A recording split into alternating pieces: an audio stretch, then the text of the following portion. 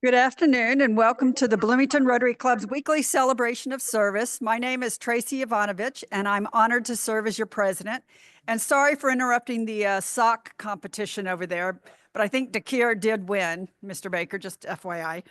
The thought for the day, I've actually asked Alon Barker, who is substituting for Joy, if he would share a little story that I think will help us all remember. Oh, can we turn the mic? Can you hear me better now? Is that better? Testing, 1, 2, 3. Nope, now? Yeah, that's better. Thank you. Sorry about that. Alon is going to share a wonderful story that will remind us all why the holiday seasons and how random acts of kindness is a two-way street and really matters. Alon? Thanks so much. Hi, everybody. I hope that the audio is good. It's great to see you. And by the way, Joy is taking care of hosting on Zoom today. So I'm just here to enjoy being with you all. So just to let you know, the Jacob School of Music has a community impact grant. And this past Sunday was just totally extraordinary. One of our students, his name is Jack Hammersley, was able to organize a phenomenal event that more than 50 students from the Jacob School of Music, high school students around the area, participated in performances, random performances in Bloomington to about 20 different locations. And one of the locations was Seminary Park. And we don't have a picture of Seminary Park here, but these are just some of the pictures from the event that took place on Sunday. Jack's mother happened to help handing out gifts to the homeless on Sunday as well. And she just wrote a text message back to him. There was a text group of about 30 people, and she wrote what I'm going to read to you, which was just very, very moving. So she said, we headed out with all the extra coffee and food, and we went to Seminary Park. We were greeted there by a small group of homeless folks. They quickly worked together and made a buffet line of sorts with coffee, Danish, and cookies, and shared them all with their friends who were either too afraid to come and meet us or who weren't there. The amount of respect and kindness they showed to each of us was something that took Brian and myself by surprise. They were so gracious and polite, asking us about ourselves and what we were doing there to help them. They loved their gifts and all gave a hand to help pass them out. Our next stop was behind Roly Poly, and we missed you all while you were playing there. There were men so kind, and I was reminded that even when people appear to have nothing, they still have the ability to give what they can and give it away with kindness. This little act of kindness touched us both deeply, and that I think, this is a lesson that I will never forget. We ran out of bags and the SUV was ways away, and when one gentleman came out in a wheelchair and seemed bummed that he had missed us, another gentleman simply said his name and then said, "I will share mine with you." Brian and I were so touched when we gave the first gentleman his bag and he tried to give the gift back to his friend, and he just said, "No, man, you keep it yourself." The true spirit of Christmas is truly, truly amazing. So that was our experience on Sunday, and I just thought it would be great to share it with you. Thank you, Alon. Thank you so much. And now if Jim Sims would come up and introduce our guests, and while he's doing that, I will share with everyone that we got a lovely letter thanking us from Beacon.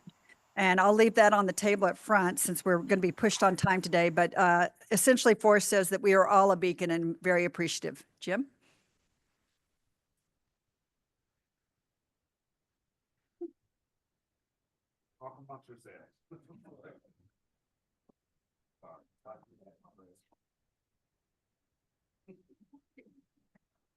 Pardon?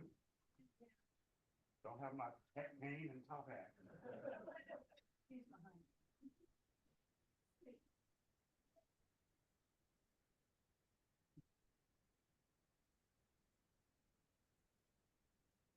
Good afternoon. Okay, we have a long list of guests joining us and welcoming us and enlightening us here in our meetings today. First of all, two guests from Jim Bright, and please bear with me. I met these gentlemen and tried to get the pronunciation of their names correct. So, Olam Sadiq, thank you, and Mr. Soner Yet Soner. No, I've been practicing this. Yepin. Close enough. He is a black belt judo champion. So I have to karate. I'm sorry. So I have to get that correct. Okay, moving on. Guests of Glenda Murray is Evan Brandon and Dave Nord. And if you will, please stay standing until we give you a round of applause and welcome you. Thank you.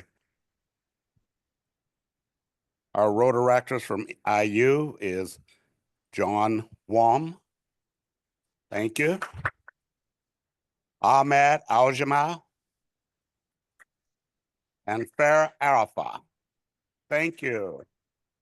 And also a guest of Glenda Murray is Daniel Schlegel. Joy, do we have any guests on Zoom?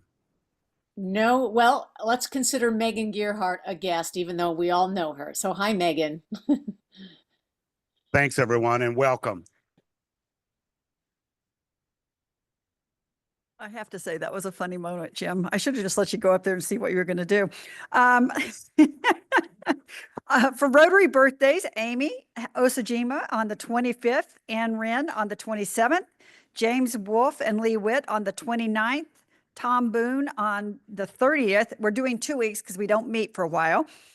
And second place runner-up in the sock competition, Phil Amerson, is our baby New Year on January 1st.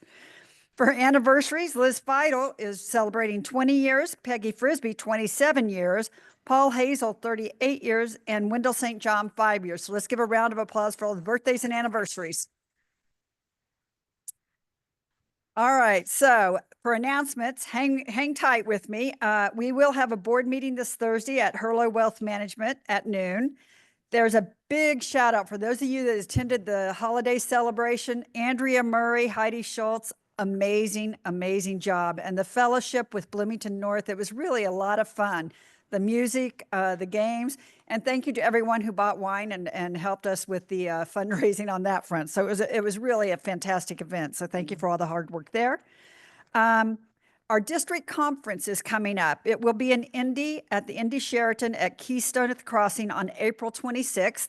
It will include all of the districts in Indiana, which is unusual. Normally, it's just the South that goes. So it should be a great way for everyone to learn more about Rotary and the vast reach that you can have if you desire. There's a lot of different training classes. There's a lot of networking opportunities. And I know many of us went last year and we learned quite a bit. Steve, Gerono, myself, it's a great opportunity. So I'd encourage everyone to take a look. You'll see on our website as well as on the roundabout the registration link, but it should be a great, great time. And if you register before February 3rd, it's $20 cheaper. So on the health front, very happy to see that John Diltz has been able to join us online. Spoke with Martha, and Erin Davis is doing fantastic. And then I spoke with Gladys Devane, and she is on the mend as well. So let's give a round of applause for that. On the membership front, it's year end, and there are a few changes I wanted to make sure everyone was aware of. Very excitingly, Ben Pearson was promoted at Republic Services. He's being promoted to a head position up in Carmel. So he's actually going to be transferring his membership up there. Steve Versaw has indicated that he is incredibly busy with, the good news is he's incredibly busy with the BCT Theater. The challenge is that we won't be having him as a member any longer because he just doesn't have the time to commit. But I know we will all see him as we participate in events at the Buzzkirk. And then finally, Roy Graham has decided to resign at this point in time. He actually may consider joining the North. So I wanted to make sure everybody was aware of those small changes. And then lastly, enjoy the holidays with your family. And remember, we don't have meetings for the next 2 days. And with that, Michael, let's do happy dollars. Special request for Happy Dollars. And Dave Meyer.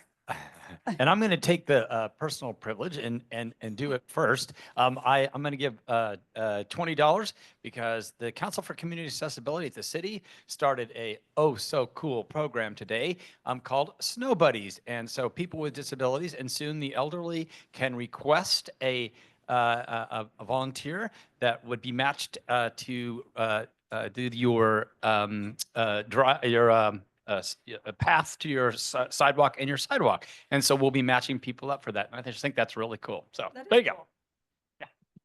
Okay, since I called for happy dollar, requested happy dollars, I am happy because my Syrian refugee friends in the community are ecstatic at the change in government in Syria. The butcher of Syria, Bashar Assad, is now in Moscow, and they have the hope of a freer and brighter future.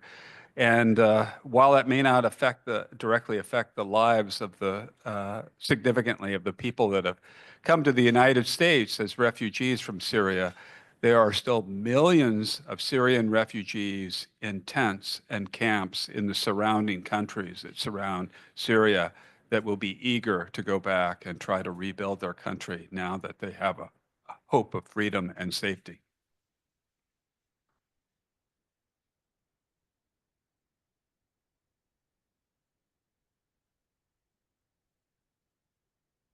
I'd like to give $20 in celebration of the life of Kate Kroll. We lost Kate on Saturday at the age of 97. She was an amazing woman, and she was a gift to everyone who knew her. She also is the mother of a Rotarian, but that's just the least of her talents.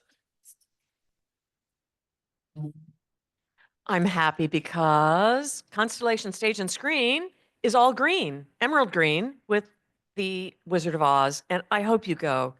Support local theater, dance and music, and have a really great time at the Busker Chumley through the 29th.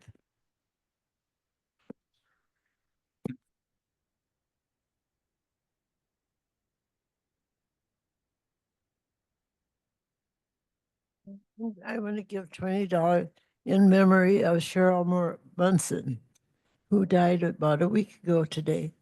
And she was a member of the county council, a really wonderful leader and bringer together, and made a big difference for our local government. She brought a aura of peace, and she had the most amazing history. She was a brilliant archaeologist and anthropologist. And she went to work on a camel when she worked in Africa, which I thought was really something that I had never met before. So anyway, in honor of Cheryl Munson.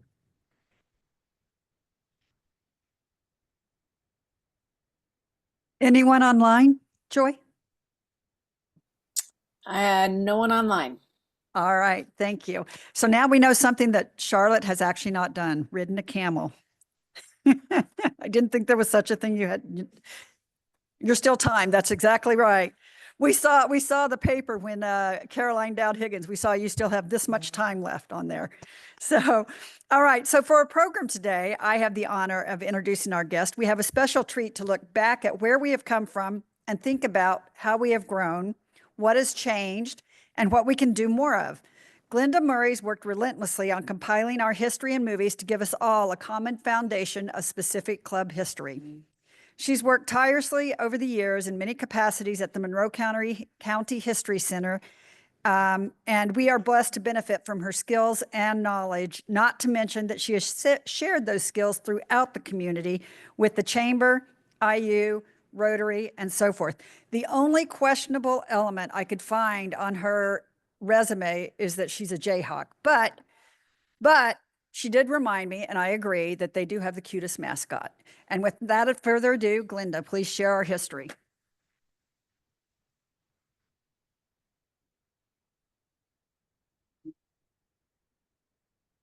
Thank you. Let me see where I can put this where I don't drop it all over the place. Thank you for inviting me to speak about the movies. And I'm hoping that we can have a good conversation here in a little bit. In the meantime, what I want to ask is, how many of you grew up with home movies? Anybody? Oh, yes, a bunch of you.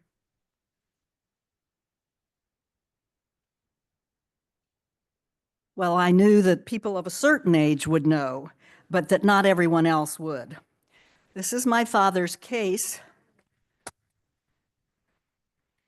And this is the camera. And it may still work. I haven't tried to use it, but here it is. And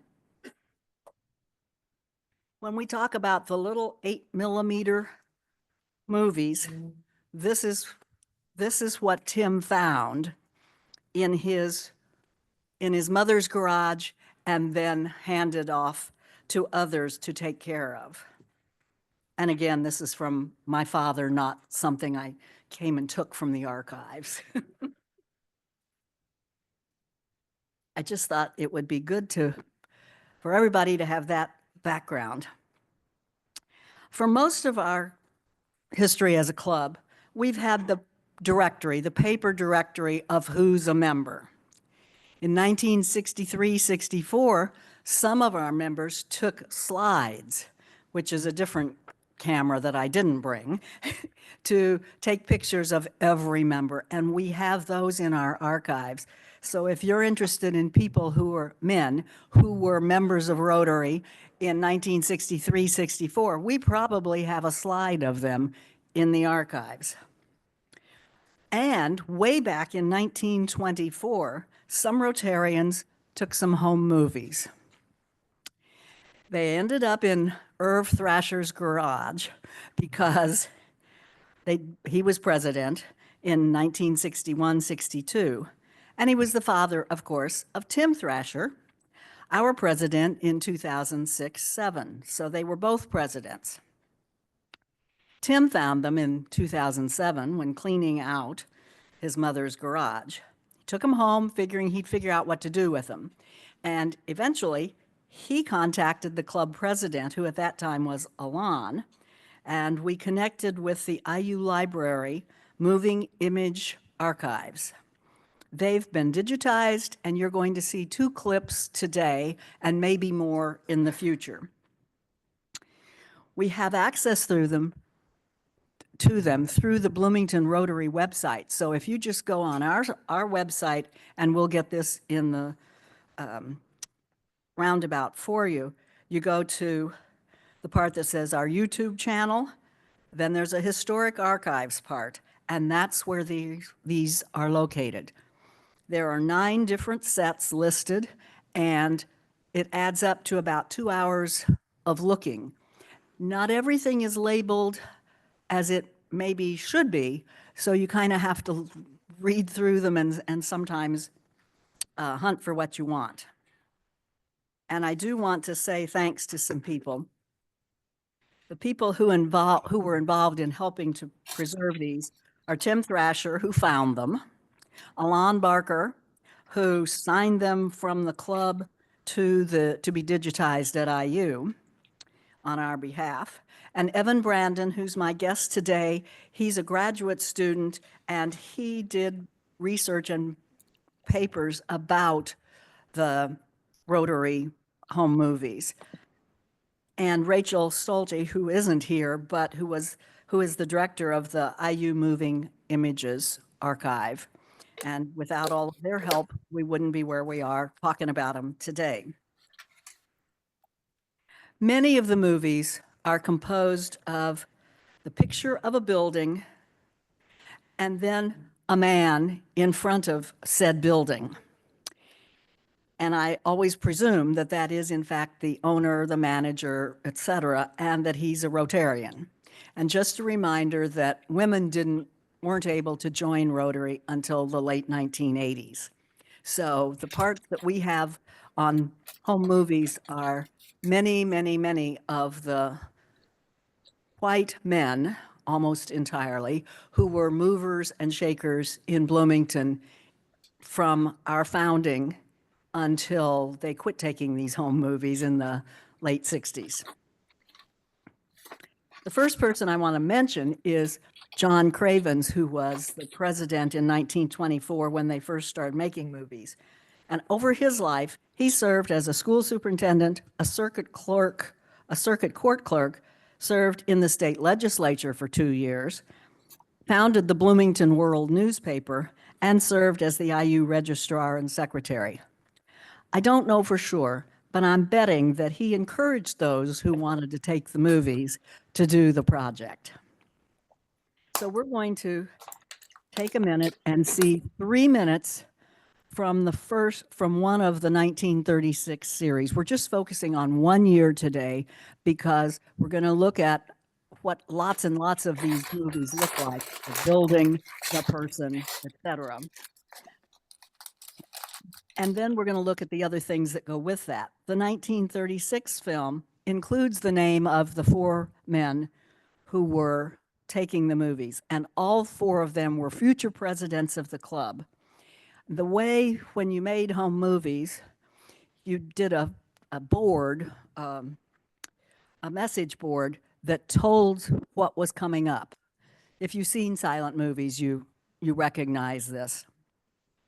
Notice the emphasis on our history, the list of the past presidents. This is all going to come up in just a minute, but I'm kind of prepping you for what you're going to see. They listed their deceased presidents of our club, as well as the surviving past presidents. And then they have our goals and motto. And then they have pictures of the many of these folks. And I wanted to show you other pictures as well. William Brown, Willie Brown, or Will Brown, depending on which thing you see, was president of Graham Motor Sales. And Graham Motor Sales was where the convention center is now. Bob Allen from the Wicks building. And you know where the Wicks Company, which was a department store, mainly clothing. George Smith, the Smith Electric Company. He was a Rotarian for 50 years and club president. And he was our first Paul Harris Fellow. When the Paul Harris Fellow program began, the club said, "We need to honor you." And then Philip Holland, the physician. So those were the 4 people who were taking the movies that you're about to see. The first person you're going to see is Ben Bekowitz, who's the owner of Luben Clothing, and he was the president of the club in 1936. Then you're going to see Reverend A.E. Cole, called King Cole. He was the longtime secretary of our club, and they called him Mr. Rotary. No offense, Jim, but he got the title first. And this is the only time I've come across this. He was district governor in 1937-38, and then a decade later, he was president of our club. They finally got around to saying, "Oh, would you like to be president too?" And then you're going to see a picture of Dr. Colmer, who's one of the folks you're going to see at the TB summer camp that we're going to talk about. The home movies.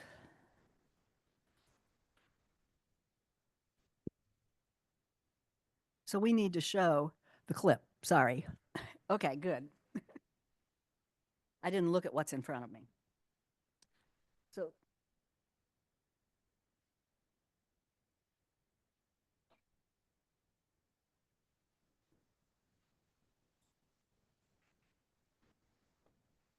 thank you. Okay, back up. Okay, thank you. Okay, I was afraid you couldn't hear me. Rotary motto: service above self. He profits most who serves best.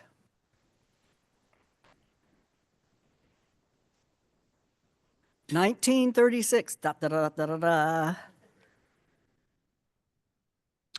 The photographers were.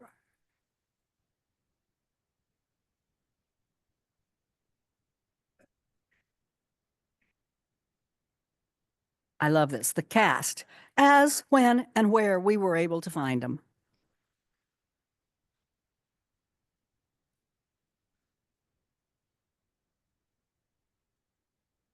Here's the Lubin shop, and that's him in the middle on the bike.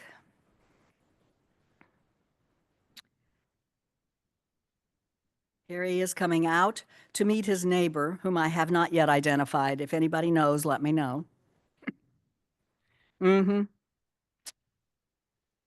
This is Reverend Cole.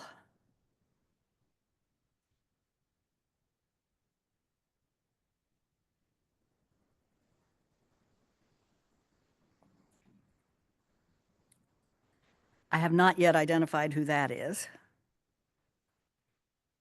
There are lots of pictures of men with cigars. The Wicks Company, I had an office there once, a long time ago. And here he is, Bob Allen. Dr. Rogers. And again, I'm presuming this is Dr. Rogers. But here is Dr. Culmer, and you'll see him in the next clip as well.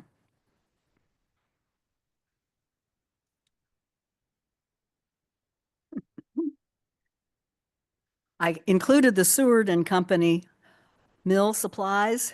This is Fred Seward. He is a relative of Fred Dunn. And we're going to quit there, but there's lots more of those same kinds of clips of the members that year. And we can do more some other day, or we can look at different years. The other clip I want to show you today is the home movies of the visit of the Rotarians in 1936 to a tuberculosis fresh air camp. And I had no idea what that was and what that meant. So I started doing some digging, and I give thanks to Christine Friesel at the Monroe County Public Library in the Indiana room for some of this information. This was the Rotarians' major commitment that year in terms of service above self. The camp was for low-income children who were potential candidates for TB because they didn't live in good situations, good conditions. So the camp served about 25 kids at a time, and this was a community project where across the city, town, county, they sold Christmas seals. Some of you still probably get these in the mail. And that helped pay for the project, and lots of volunteers who helped. So in 1936, our club agreed to help support the summer camp, which was located about, they said, 5 miles south of Bloomington. I haven't yet figured out exactly where that was because the boundary for Bloomington was way far from where it is now. We purchased the new beds and bedding for the dormitories. They took care of the laundry bill during the summer. And in that 1 year of Rotary, they spent over $200 on the tuberculosis camp program. Keep in mind their entire budget that year was $1,600. About 12% of it was to this one project because the community felt like this was an incredibly important project when we've talked over the years about what we do for the community. So we're going to go along on that visit.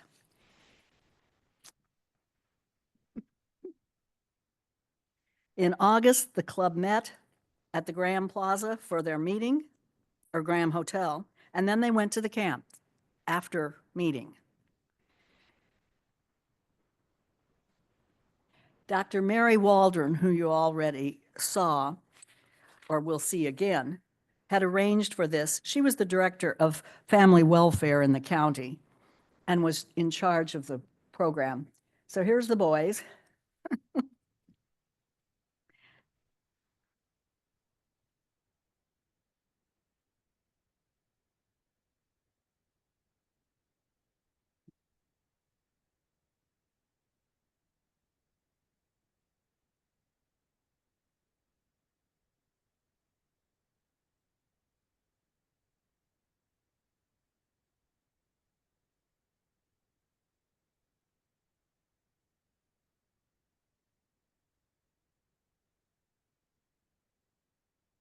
Ben Bekowitz, who was our president, presented a program to the children, and Dr. Calmer, who you saw, was president of the Monroe County Anti-Tuberculosis Society at the time. So he also was involved in deciding on the program. Mrs. Waldron spoke briefly about the work of the camp, which was entirely supported, as I said, by the Christmas seals and by private funds. She made a really big deal that there were no county funds involved. This is the middle of the Depression. And I realized I didn't know very much about Mary Waldron, but I'm going to hunt for more. She ran a half a dozen service programs for the county out of an office for the city and the county, out of City Hall. And she was a volunteer for all of that.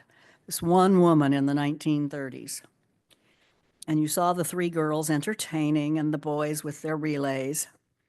And then they gave a yell for Rotary, whatever that sounds like. Mayor Burnt was there, and Dr. Calmer also spoke briefly.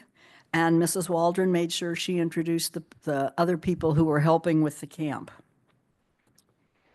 There are lots more movies involved and available. They're about 2 hours altogether. And I think for some of the later films, the ones from the 60s, that we have some folks, Tim has volunteered to help, and maybe some others. I think we can identify more of the people, because one of my frustrations as I look at these is, yes, there's a man walking out of the building, but I don't know who he is.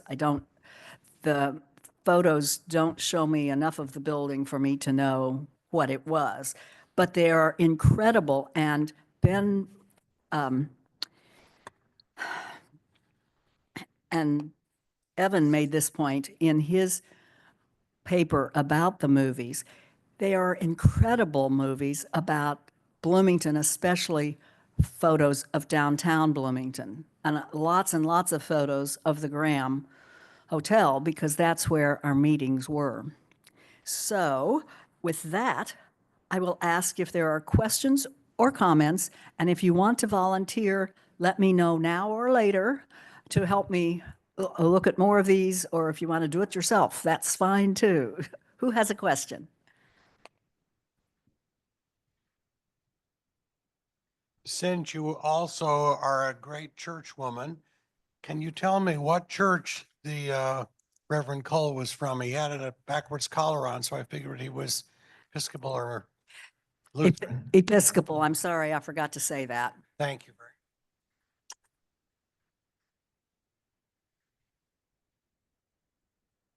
When did the club stop meeting at the Graham Hotel? Well, yeah. And do you remember what that restaurant was in the Graham Hotel? Someone else can tell that. What was it? The Fireside Grill. Crowdsourcing. And we stopped meeting there in December of 1989, and we're going to come back to that at the end of the meeting. And then we started coming here. If there was something in between, Poplars was yeah, 1989. I'm sorry. Yes. To answer your question, I don't know exactly. Glenda, I'm interested in Dr. Mary Waldron. Was she somehow related to John Waldron of the John Waldron Art Center? I am quite sure she was. I'm sure that's the family. And as I was preparing this, I thought, I need to know more about her, but I didn't find it right now. But yes, I'm positive it's the same family. Thank you, Glenda. On one of the slides, I noticed that there was a black gentleman named William Haynes. And I had the pleasure of working, I believe, with his son, I'm sorry, at the university. But could you tell us a little bit more about that? I think the caption said he was president giving an award to another Rotarian, To George Smith. which, and the time of when this happened, That was a the little bit weird too, actually. 1960s. Very interesting is a better word, I'm sorry.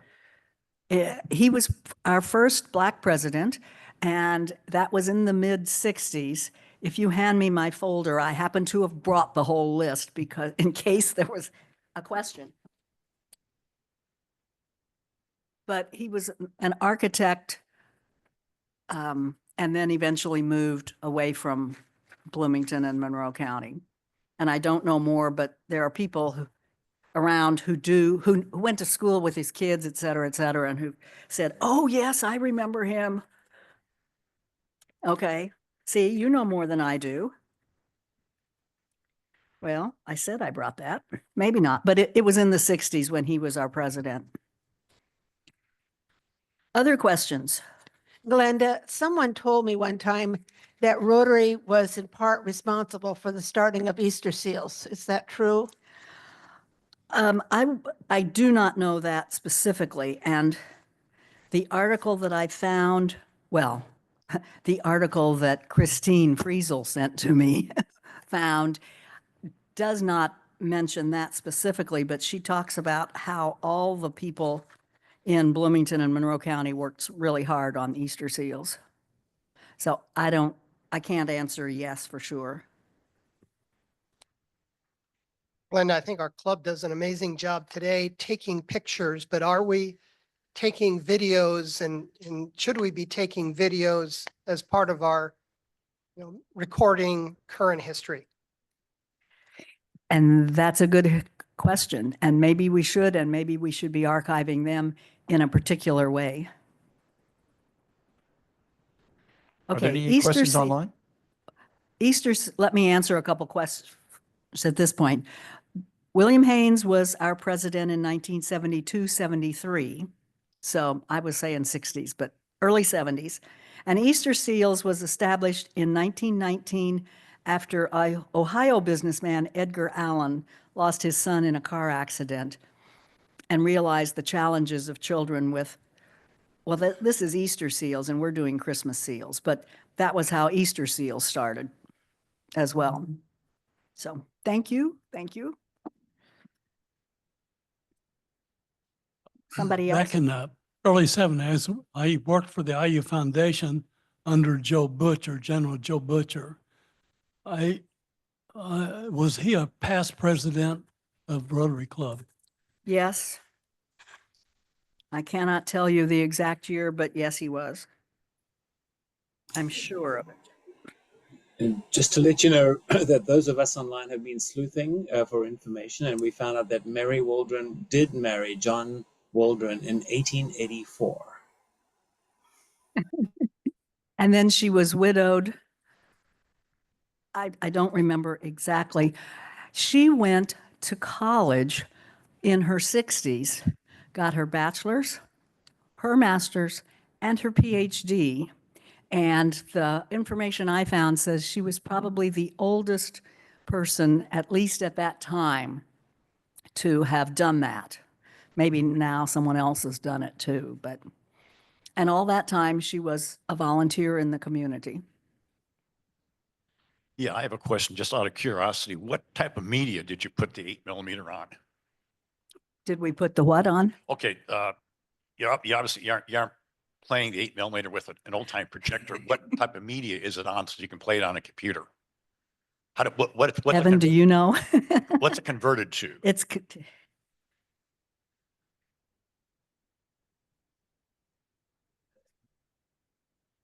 you want to repeat that, Glenn? probably WAV files. Sorry. Probably WAV files, he said. WAV.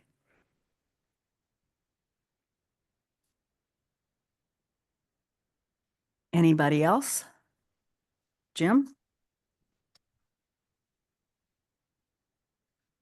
Just curious, for some of the other folks in the room, Evan, Dave Nord, and for you, Glenda, but are there other video, old home movie resources available here in the community?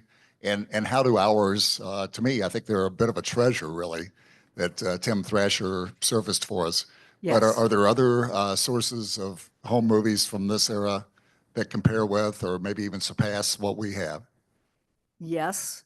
And now I can't remember the name. There's someone else in the community whose home movies are online. And it also gives us wonderful views of Bloomington. And former President McRobbie gave his movies, home movies, and I thought, he's from Australia. His family traveled all over the world in the late 1930s, and there are these home movies that you can access from home that you can see about what his family saw and heard. Well, not heard. And I don't know if the archives is interested in more local home movies. Charlotte. Excuse me. The late Evelyn Powers did a whole lot of homework about the Waldron family when she was trying to get them to support the purchase of the building. And I don't know what happened to those. It would be, I'm sure she was very, very deliberate in everything she did. Yes. And it probably has a huge bunch of something somewhere. But I wonder if we can track that down. So she did a lot of historical, sort of looking for ideas, looking for facts. Yeah. Building don't- a case for the Waldron Center when she went to Herman Wells to ask him to help get the money, the money for the Waldron Center. Mm-hmm. So if we could find those, that would be helpful. And we could check with some of the local archival places to find out if hopefully whoever took care of her estate thought of that. So anything else? Then I'm going to turn it over to Tracy, and then we have one more piece of Want to local get a history. couple more questions or? Go ahead. Yeah, go ahead. Oh, okay. This is not a question, but just an opportunity to thank Glenda for her deep research on our club. She started for the centennial, our club's 100th birthday, and she has not stopped. Glenda, I was struck by, I always have associated Rotary with being concerned around polio. And I was struck with the tuberculosis emphasis. And Jim Bright and I grew up in a town where that was in New Albany, where there was this large hospital. I'm wondering if there's a way we can discover what public health concerns Rotary has taken interest in over the years. And it might be important to consider the role Rotary may play around public health in the future. In the future. Yeah. I don't know exactly, but would be an interesting question. And Rotary, I think, was involved for a number of years here. The summer camps themselves went from 1934 to 1942. And of course, then we were in World War II, and the emphasis was on, okay, the facilities are all falling apart. We have other issues right now, like the war. And so they gave up at that point on the camps. But then Rotary got involved in polio later, yes. And this club was very active. Anything else?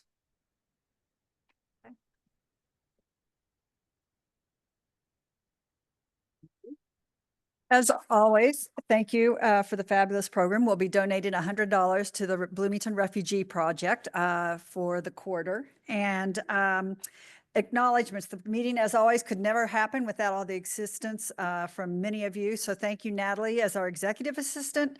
Thank you, Elizabeth Thompson, for the great greeting out front. Jim for the impromptu introductions. That was classic. Joy and Alon tag teaming on Zoom as hosts. And oh, we totally skipped Lance. I totally skipped the reflection. You know what? We'll have you first up coming in the year. My apologies. I totally skipped that. So Jim, you and I, we're together on this meeting. And then Andrea Murray for the reporting that you've been doing. And then of course, Glenda for the program, phenomenal. Jim Bright for pictures that you took at the holiday party and always take. And then Michael for the camera and mic operation. And of course, Tyler for the Zoom and audio production. And then our next meeting will be January 7th, 2025 in the Frangipani Room. Our speaker will be Leslie Davis discussing mobility aids and the Lending Library, providing accessibility to everyone in the community. And now a special treat, Glenda. And we have helpers for this as well. We close today with music from a paper, not movies, but a paper that I found in our archives. On December 19th, 1989, the club held its last meeting in the Poplars. Sorry, Judy, I was focused on, we're leaving the Poplars, where they had been meeting since 1973. So that probably answers your other question as well. They started meeting in the IMU in 1990, and we've been here ever since. So this is it. The program was holiday music by the St. Charles School Choir, directed by Ruth Boschkoff.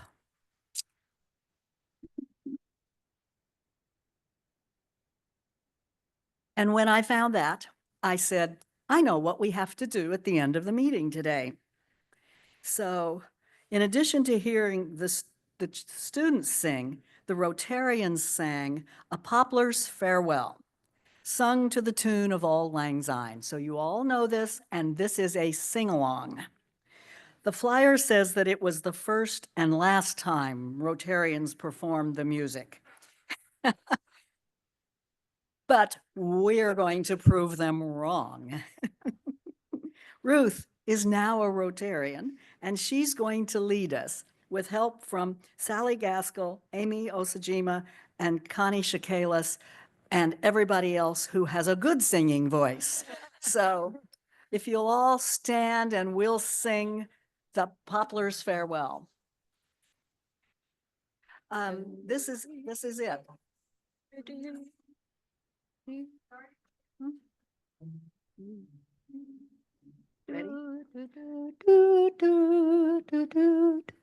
Okay.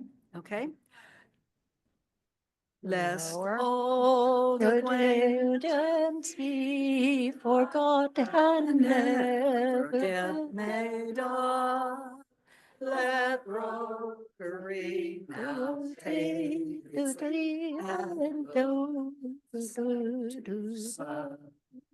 So toast our Rotary friends, yes, toast our Randall Club, where fellowship and service in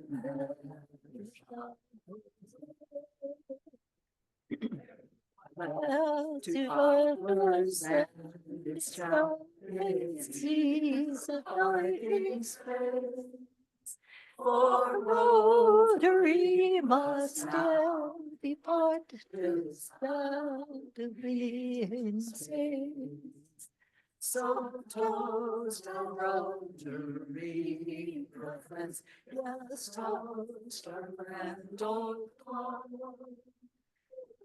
Fellowship and service and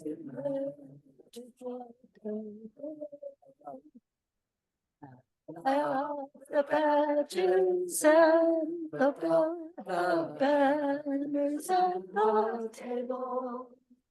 Farewell to daughters and the look for the ancient day. So toast our Rotary friends. Club where fellowship and service and everyone. What words they have, right? All right. And now we know why we don't sing. And God bless you all on Zoom. I'm sure that was lovely. We will go to the four-way test. Tyler, if you would put that up. And I will just say that when we moved back to Bloomington, I kept telling my dad, I said, there's one building in Bloomington that is just hideous. And so we say goodbye to Poplars on many levels since it's gone completely. Okay. Of the things we think, say, or do, First, is it the truth? Second, is it fair to all concerned? Third, will it build goodwill and better friendships? Fourth, will it be beneficial to all concerned? And fifth, is it fun?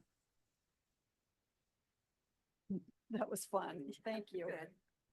And I work